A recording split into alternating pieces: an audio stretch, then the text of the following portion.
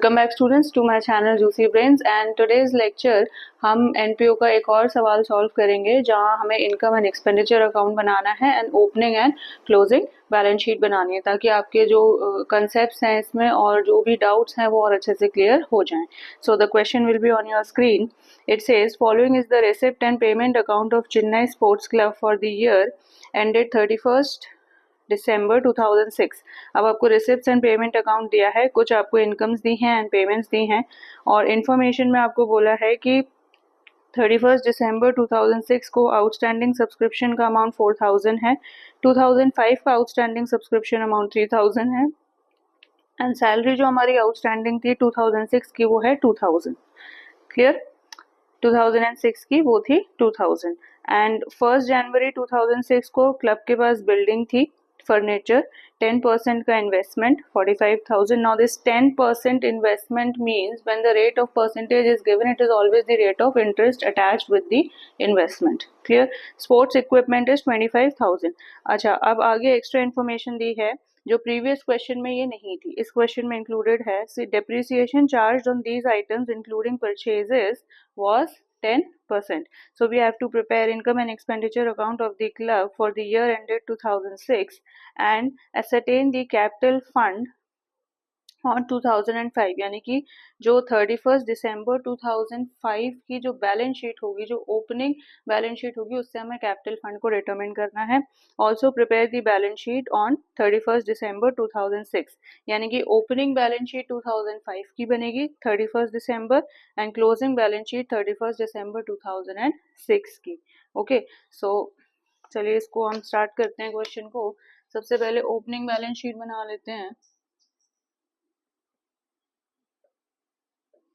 Opening balance sheet as on 31st December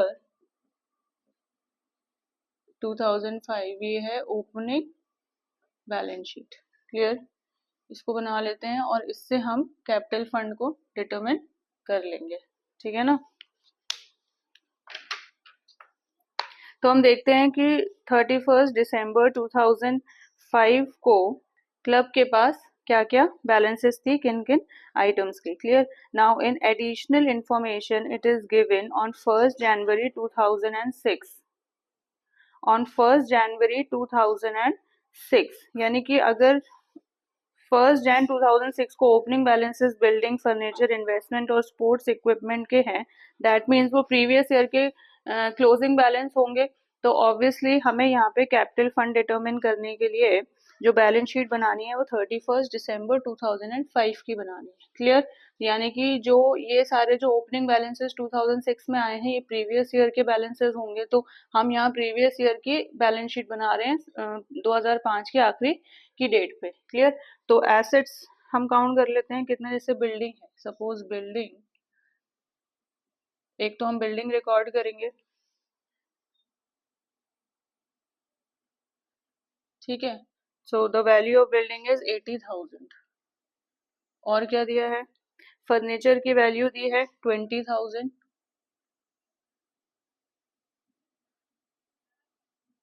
furniture is 20,000. 10% investment दिया है आपको 45,000. तो हम इसको ऐसे लिखेंगे 10% इन्वेस्टमेंट की वैल्यू थी 45,000. क्लियर? स्पोर्ट्स इक्विपमेंट भी दिया है 25,000.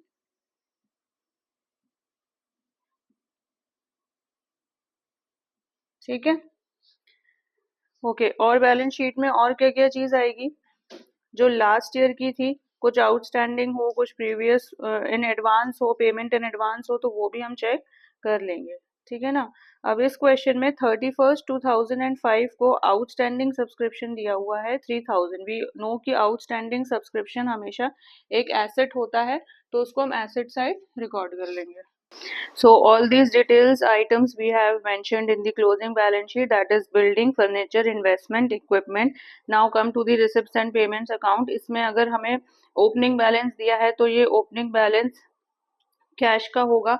तो कैश का बैलेंस दिया है तो ओपनिंग दिया है तो ये ओपनिंग बैलेंस शीट में आएगा. इसको यहाँ सबसे पहले भी आप लिख सकते हो. So cash in hand is how much? 5,000. Now apart from this I don't think सो कि ऐसे कोई आइटम्स हैं जो अब आपकी ओपनिंग बैलेंस शीट में हम मेंशन कर सकते हैं. So let's calculate the amount of capital fund.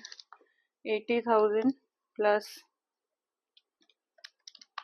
20,000 plus 45,000 plus 25,000 plus 3,000 plus 5,000. सो हमारा कैपिटल जो फंड आ रहा है that is opening capital fund is 1,78,000 and I have the answers with me.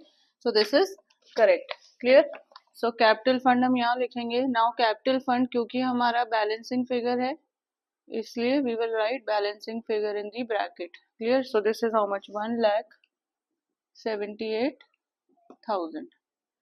ठीक है, तो ये हमारी आ गई, ये हमने बना ली opening balance sheet and we have calculated the amount of capital fund. Clear? Now let's make income and expenditure account for the year ending. Question में क्या बोला है? 31st December 2006.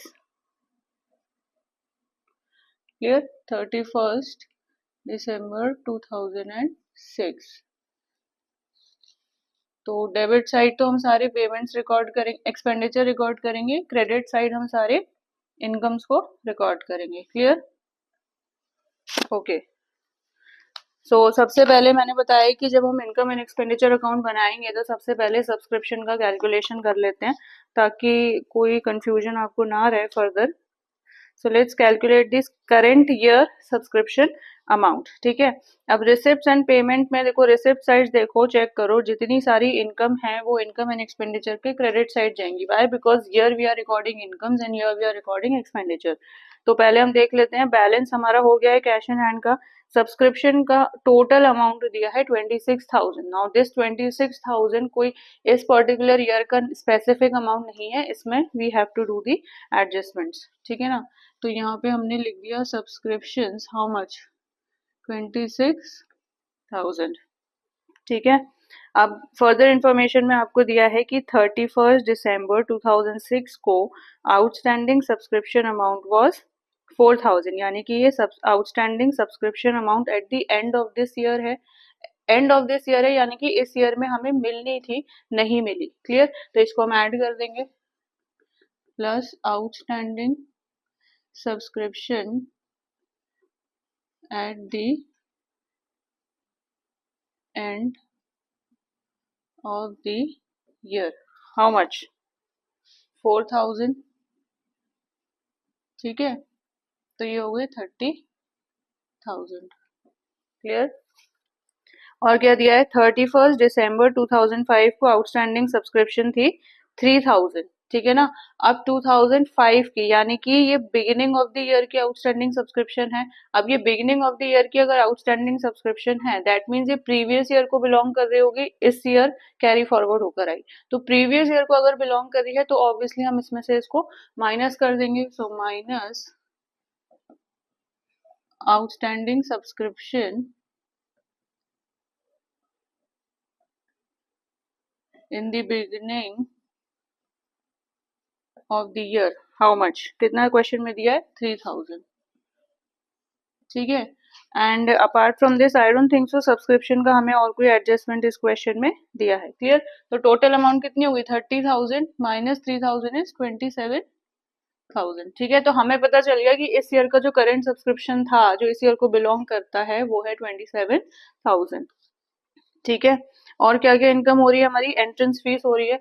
अच्छा, अब क्योंकि हम इसको इनकम साइड लिख रहे हैं तो we will always write by subscription. अब यहाँ पे बाय एंट्रेंस फी कितना है? 4,000. ये हमने रिकॉर्ड कर दी, इसमें कोई एडजस्टमेंट नहीं है. अच्छा, और टूर्नामेंट फंड को भी स्किप कर देते हैं. Sale of old newspapers. Now ये रिसिप्ट इनकम है, ये सॉरी रिसिप्ट इनकम नहीं, ये रेवेन्यू इनकम है. क्लियर? रेवेन्यू रिसिप्ट है. So by sale of old newspaper how much? 2,000. ठीक है, लेगेसी का अमाउंट दिया है, लेगेसी हमें पता है कैपिटल नेचर की इनकम होती है, तो it will always go in the balance sheet, तो ये legacy income and expenditure account में रिकॉर्ड नहीं होगी। Now come to tournament fund. Now we have discussed कि फंड बेस्ड अकाउंटिंग में हमने डिस्कस किया था कि कोई स्पेसिफिक किसी चीज का फंड होता है, उसमें ही एडजस्टमेंट्स होते हैं उसके एक्सपेंसेस और इनकम से रिलेटेड। तो अगर कोई फंड है यानी कि वो कैपिटल नेचर का फंड है और कैपिटल नेचर का है, तो बैलेंस शीट में लायबिलिटी साइड उसको हम उसकी अकाउंटिंग करते हैं। But in this specific question, you have to match the fund amount and the expenses related to the fund. अब देखो टूर्नामेंट फंड कितना हमें मिला 15,000, लेकिन उससे रिलेटेड जो एक्सपेंस था टूर्नामेंट पे जो एक्सपेंस हो गया वो है 21,000, यानी कि एक्सपेंस ज्यादा हो गया हमारी इनकम से। तो ऐसे केसेस में क्या होता है, जो भी डिफरेंस होता है वो एक्स्ट्रा एक्सपेंस होता है, एक्स्ट्रा लॉस होता है हमारा, इसलिए उसको हम इनकम एंड एक्सपेंडिचर के डेबिट साइड पे रिकॉर्ड करते हैं। This should be very clear. अब ये इसका ऐसा ट्रीटमेंट नहीं होगा कि बैलेंस शीट में लाइबिलिटी साइड आपने लिख दिया tournament fund 15,000 minus tournament expenses 21, ये तो नेगेटिव फिगर आ गया। सो अब क्या करना है, तो इसका जो भी हम इसका एक्स्ट्रा जो भी अमाउंट हमारा एक्सपेंस है वो हम कैलकुलेट करेंगे। ठीक है, दिस इज कमिंग टू 6,000। तो 6,000 हमारा एक्स्ट्रा लॉस है जो टूर्नामेंट में टूर्नामेंट फंड पे हमें हुआ। So it will go on the debit side. So to, इसको हम टूर्नामेंट एक्सपेंसेस ही लिख लेते हैं। ठीक है, कितना हुआ 6,000। ठीक है ना। तो अब क्या करना है, ये टूर्नामेंट फंड का हमारा एडजस्टमेंट हो गया। Clear. Now apart from this और कोई इनकम तो हमारी रिसिप्ट्स एंड पेमेंट में नहीं दी। ओके, एंड सेकेंड जो इन्फॉर्मेशन थी वो हमने लिख दी है बैलेंस शीट में। Clear. Okay, now come to the payment side. अब पेमेंट साइड आ जाते हैं और यहाँ इसकी हम डेबिट साइड में जाते हैं। तो सैलरी, अब सैलरी पे कोई एडजस्टमेंट है तो टू सैलरी कितना करेंगे 12,000।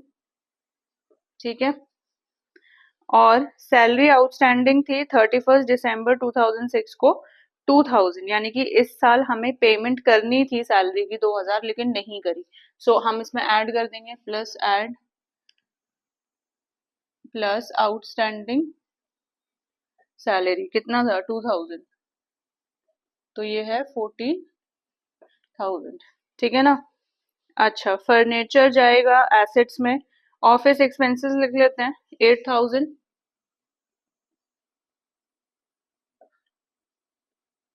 ऑफिस एक्सपेंसेस है 8,000। टूर्नामेंट एक्सपेंस ऑलरेडी एडजस्ट हो गया है। स्पोर्ट्स इक्विपमेंट अगेन एसेट है तो बैलेंस शीट में जाएगा। And closing cash in hand का बैलेंस दिया है 16,000, again it will go on the this thing in the balance sheet. Clear. और कुछ है, यस, एक्स्ट्रा डेप्रिसिएशन है। अब हमें लिखा है depreciation charge on these items. These items यानी कि बिल्डिंग का भी डेप्रिसिएशन दिखाना है हमें। टू डेप्रिसिएशन बिल्डिंग का दिखाना है, और किसका दिखाना है, स्पोर्ट्स इक्विपमेंट का दिखाना है, सॉरी फर्नीचर का भी दिखाना है। ठीक है, और अब इन्वेस्टमेंट है, इन्वेस्टमेंट पे तो डेप्रिसिएशन लगेगा नहीं, ये इसकी वैल्यू तो इंक्रीज होगी, सो स्किप इन्वेस्टमेंट। और हमारे पास आखिरी में बचा स्पोर्ट्स इक्विपमेंट। ठीक है, इसके अलावा तो डेप्रिसिएशन और कहीं नहीं हमें शो करना है। And it's written depreciation charge on these items including purchases. अब इंक्लूडिंग परचेजेस मीन्स कि apart from building, furniture, sports equipment, अगर पेमेंट वाले सेक्शन में रिसिप्ट्स एंड पेमेंट में पेमेंट साइड में इसके अलावा और भी कोई एसेट है जिसपे डेप्रिसिएशन लग रहा है तो वो भी हम इंक्लूड करेंगे। ठीक है, बिकॉज इसकी लैंग्वेज है depreciation charge on these items including purchases. In purchases means अगर आपने कोई और एसेट परचेज किया है तो apart from building, furniture, sports equipment, अगर और कोई एसेट जैसे सपोज मानो व्हीकल होता तो व्हीकल पे फिर अपने आप यहाँ पे हम व्हीकल ऐड कर देते 10%। क्लियर। अब क्लियर हो गया। तो इसके अलावा आई डोंट थिंक सो, देखो फर्नीचर दिया है और स्पोर्ट्स इक्विपमेंट दिया है, बाकी बिल्डिंग एक्स्ट्रा इन्फॉर्मेशन में दिया है। क्लियर। तो हमने सारी चीजों को रिकॉर्ड कर लिया है। अब हम डेप्रिसिएशन चार्ज कर लेंगे। सो 80,000 पे 10% विल बी 8,000। ठीक है, फर्नीचर की वैल्यू दी है भाई, 1 जन को फर्नीचर की वैल्यू थी 20,000, ठीक है। आखिरी में रिसिप्ट एंड पेमेंट में रिकॉर्ड हुई 10,000, मीन्स ये एडिशन है। जितना का फर्नीचर था 20,000 में बिगनिंग का, 10,000 का और एडिशन हो गया, यानी टोटल फर्नीचर की जो अमाउंट है दैट इज 30,000। तो अब इस 30,000 में 10% लगेगा, सो इट विल बी 3,000, ठीक है। इन्वेस्टमेंट पे हमें डेप्रिसिएशन नहीं दिखाना है। एंड क्या है, sports equipment, and sports equipment is 25,000, और यहाँ पे पेमेंट वाले सेक्शन में 20,000 है, यानी कि ये भी एडिशन है। तो इनिशियल 25 था, अब 20 हो गया, यानी कि ये 45,000 हो गया। सो 45 पे 10% इज 4,500। अच्छा, अब देखो इन्वेस्टमेंट हमें क्योंकि एक्स्ट्रा दी है, एडिशनल दी है, तो कहीं ना कहीं दो जगह अपियर होगी। क्लियर। तो 10% इन्वेस्टमेंट है 45,000, यानी कि 45,000 इन्वेस्टमेंट है, इस पे आपको 10% इंटरेस्ट मिलना चाहिए था, इस साल नहीं मिला। ये इनकम है हमारी। क्लियर। तो इन्होंने देखो इसको स्पेसिफिकली आउटस्टैंडिंग करके एक्रूड करके मेंशन नहीं किया। एक्सपेंसेस आउटस्टैंडिंग होते हैं, इनकम अगर मिलनी होती है, नहीं मिली तो वो एक्रूड होती है। तो स्पेसिफिकली एक्रूड भी दे सकते थे, लेकिन यहाँ थोड़ा सा कंफ्यूज कर दिया उन्होंने, कुछ मेंशन नहीं किया। और रिसिप्ट्स में इंटरेस्ट की कहीं कोई बात नहीं हो रही। दैट मीन्स हमें ये पता है कि 45,000 पे 10% यानी कि 4,500 का इंटरेस्ट मिलना था, लेकिन नहीं मिला। दैट मीन्स ये एक्रूड इंटरेस्ट हो गया। एक्रूड इंटरेस्ट हुआ तो ये हमारा इनकम साइड जाएगा by accrued interest on investment. कितना, 45,000 एट द रेट 10%, तो ये हो गया 4,500, ठीक है ना। तो इसके अलावा और तो कोई इनकम आई डोंट थिंक सो है, और पेमेंट्स भी हमने सारी कवर कर ली है। ओके, सो लेट्स कैलकुलेट, देखते हैं इसमें कितना अमाउंट आ रहा है हमारा। ये डेफिसिट आ रहा है या क्या? अच्छा अच्छा, डेप्रिसिएशन की अमाउंट तो हमने कैलकुलेट की नहीं, रुक जाओ। 8,000 प्लस 3,000 प्लस 4,500 इज 15,500, ठीक है ना। अब देख लेते हैं कि मोस्ट प्रोबेबली ये डेफिसिट ही पाएगा, क्योंकि 15,500 की एक अमाउंट यहाँ आ गई। Let's see, 15,500 plus, sorry, 15,500 plus 8,000 plus 14,000 plus 6,000, so this is 43,500, ठीक है ना। माइनस 27,000 माइनस 4,000 माइनस 2,000 माइनस 4,500, सो डेफिसिट, ठीक है, आंसर में डेफिसिट ही है एंड इट इज 6,000। तो हमारा क्वेश्चन बिल्कुल सही है। तो दोनों तरफ हम लिख लेते हैं 43,500, ठीक है। ये तो हमारा आ गया टोटल, ठीक है ना। और डेफिसिट आया, so by excess of expenditure over income, और ब्रैकेट में हम लिखेंगे डेफिसिट, कितना आया, 6,000, ठीक है। तो ये हमारा टोटल आ गया इसका, इनकम एंड एक्सपेंडिचर का डेफिसिट आ गया। Okay, this is 15,500। क्लियर।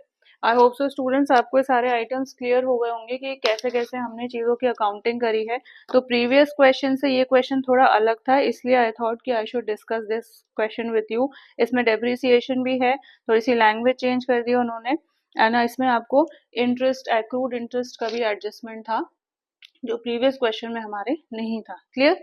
अब हमारा कैपिटल फंड निकल के आ गया, बैलेंस शीट निकल के आ गई, ठीक है। तो चलो इसको हम क्लोजिंग में यही बना लेते हैं, why we should we have the space. So this is closing balance sheet as on, closing balance sheet भी उन्होंने दिया 31 दिसंबर 2006, ठीक है। Okay, so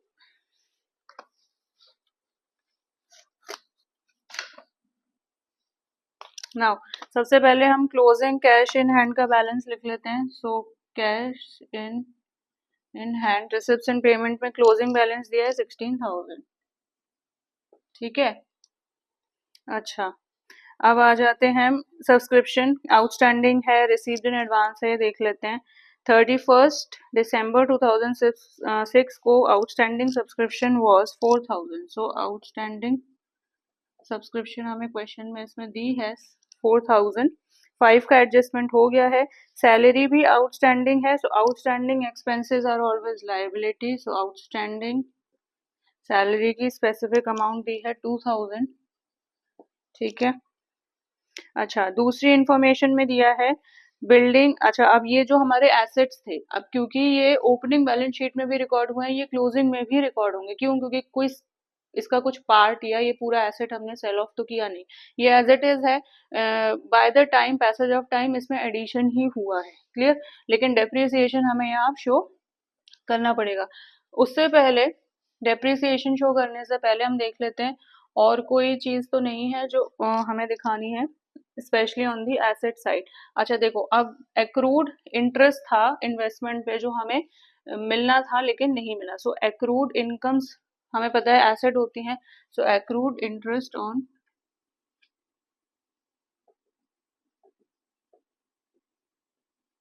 investment, accrued interest on investment कितना है 4,500। ठीक है ना, अच्छा यहाँ पे हमने आउटस्टैंडिंग सैलरी रिकॉर्ड कर ली। ओके, और लेगेसी की बात कर रहे थे हम। सो लेगेसी हमें पता है कि कैपिटल नेचर की इनकम है, सो लेगेसी हम यहाँ रिकॉर्ड कर लेंगे।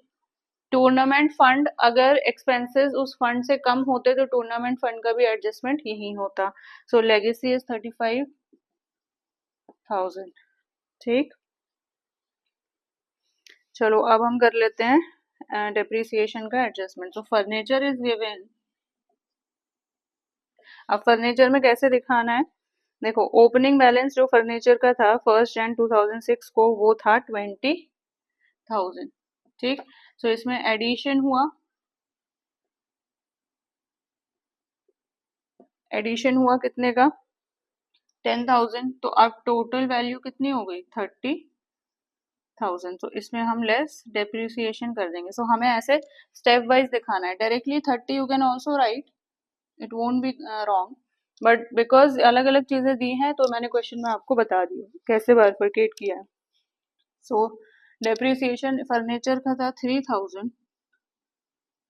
ठीक है ना, तो ये हो गया 27,000। बिल्डिंग भी लिख लेते हैं। बिल्डिंग की वैल्यू है 80,000 लेस डेप्रिसिएशन कितना है 8,000, तो ये हो गया 72,000। Okay, now after calculating building and furniture, sports equipments, sports equipment question में हमारी कितनी दी रखी है 20,000, और 25,000 का ओपनिंग बैलेंस था, एंड में था 20,000, यानी कि एडिशन हुआ है। सो इट विल बी 45,000। क्लियर, इसमें से हम डेप्रिसिएशन लेस कर देते हैं, कितना है हमारा 4,500। ठीक है, तो इसको देख लेते हैं 45,000 माइनस 4,500 इज 40,500। और इन्वेस्टमेंट भी है हमारा 10% पे, इस पे तो कोई डेप्रिसिएशन हमने लगाया नहीं। Clear, so investment opening balance कितना दिया था, इसमें कोई एडिशन नहीं हुआ है, सो दिस इज 45,000। ठीक है ना, तो चलो now we will calculate. Apart from this I don't think so asset side और लाइबिलिटीज साइड कोई और आइटम जाएगा, हमने सारे ही आइटम्स कंसिडर कर लिए हैं। So let's calculate the total. On the liability side it is 1,72,000 plus 35,000 plus 2,000, so this is 2,09,000। ठीक है, ये तो हमारी सही आ गई। Let's calculate on the asset side कि ये कितनी आएगी।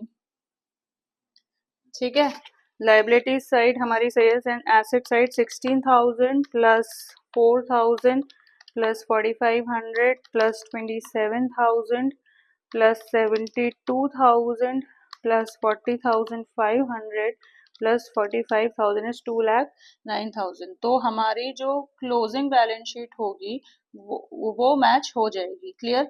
बट ओपनिंग बैलेंस शीट अगर हमें मैच करनी है तो हमारा जो कैपिटल फंड है वो ऑलवेज बैलेंसिंग फिगर होगा। क्लियर? तो ओपनिंग बैलेंस शीट टैली नहीं होगी, उससे कैपिटल फंड निकल के आएगा और यहाँ से डेफिसिट सरप्लस निकल के यहाँ पे ट्रांसफर होगा। क्लियर? बट हमारी क्लोजिंग बैलेंस शीट टैली हो जाएगी। तो अगर closing balance sheet assets and liability side equal है, that means the entire question is correct. Otherwise कुछ ना कुछ कहीं ना कहीं कोई आइटम छूट गया या कुछ गलत कैलकुलेट हो गया।